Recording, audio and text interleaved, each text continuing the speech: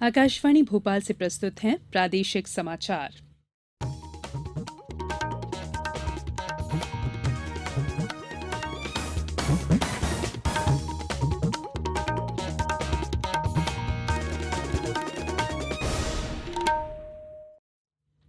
नमस्कार, समाचारों के साथ मैं संयुक्ता बैनर्जी। सरदार सरोवर परियोजना के डूब प्रभावित लोगों के हक में बेहतर पुनर्वास और अन्य मांगों को लेकर नर्मदा बचाओ आंदोलनकारियों द्वारा आमरण अनशन किया जा रहा है। आंदोलन की नेत्री मेधा पाटकर व साथियों का आमरण अनशन का कल 10वां दिन था। मुख्यमंत्री शिवराज सिंह चौहान ने सुश्री पाटकर के स्वास्थ्य के प्रति चिंता जताई है। मुख्यमंत्री के अपर सचिव ने कल धार जिले के चिखलदा में मेधा पाटकर को मुख्यमंत्री की चिंता से अवगत करवाया। उन्होंने सुश्री पाटकर को बताया कि प्रदेश शासन ने नर्मदा पंचाट और सर्वोच्च न्यायालय के आदेशानुसार सरदार सरोवर बांध की ऊंचाई बढ़ाने से विस्थापित होने वाले प्रदेश के लोगों के पुनर्वास की पूरी व्यवस्था कर ली है। सुश्री पाटकर को बताया गया कि राज्य शासन डूब क्षेत्र के साथियों के प्रति पूर्ण रूप से संवेदनशील है और पूरे मनोयोग से उनके सर्वांगीण विकास के लिए कार्य करने को प्रतिबद्ध है। इसके अलावा भी यदि कोई स्थानीय आवश्यकताएं या समस्याएं हैं तो उनका भी निराकरण किया जाएगा।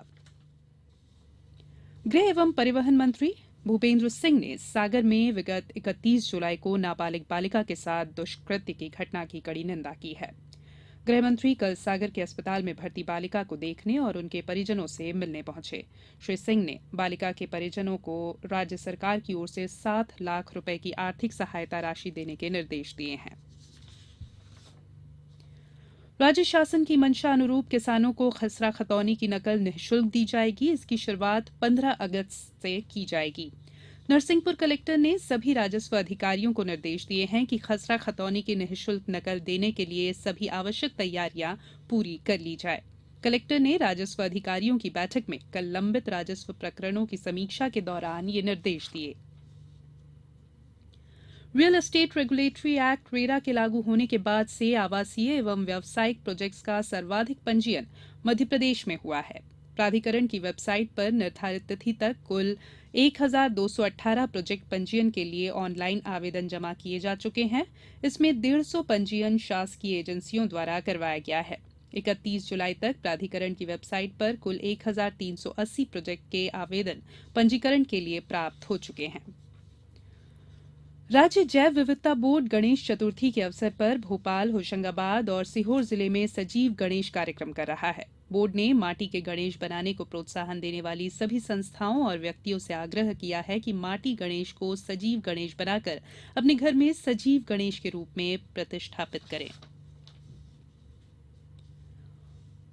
मौसम केंद्र भोपाल ने अगले 24 घंटे में रीवा, शहडोल और जबलपुर संभाग तथा पन्ना और दमोह जिलों में अनेक स्थानों पर, साथ ही सागर संभाग और रायसेन, होशंगाबाद, बैतूल, छिंदवाड़ा और नरसिंहपुर जिलों में कुछ स्थानों पर वर्षा या गरज चमक के साथ बौछारें पड़ने की संभावना व्यक्त की है।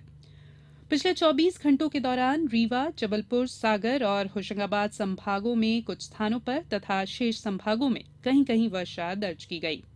मौसम विभाग ने अगले 24 घंटों के दौरान सीधी, सिंगरौली, शहडोल और उमरिया जिलों में भारी बारिश होने की चेतावनी दी है। अब कुछ समाचार संक्षेप में। सतना कलेक्टर ने जिले के 23 आपदा प्रभावित व्यक्तियों को आर्थिक सहायता राशि स्वीकृत की है। झाबुआ में नगरीय निकाय चुनाव के लिए कल सभी प्रत्याशियों और राजनीतिक दलों के प्रतिनिधियों की मौजूदगी में ईवीएम को सील किया गया। चुनाव के लिए मतदान 11 अगस्त को होगा। 16 अगस्त को मतगणना के पश्चात परिणामों की घोषणा की जाएगी। रक्षाबंधन पर्व को लेकर आगरमालवा जिले के बाजार गुलजार हो गए हैं। हालांकि लोग चीनी राखियों की जगह देश में बनी राखियों को तवज्जो दे रहे हैं।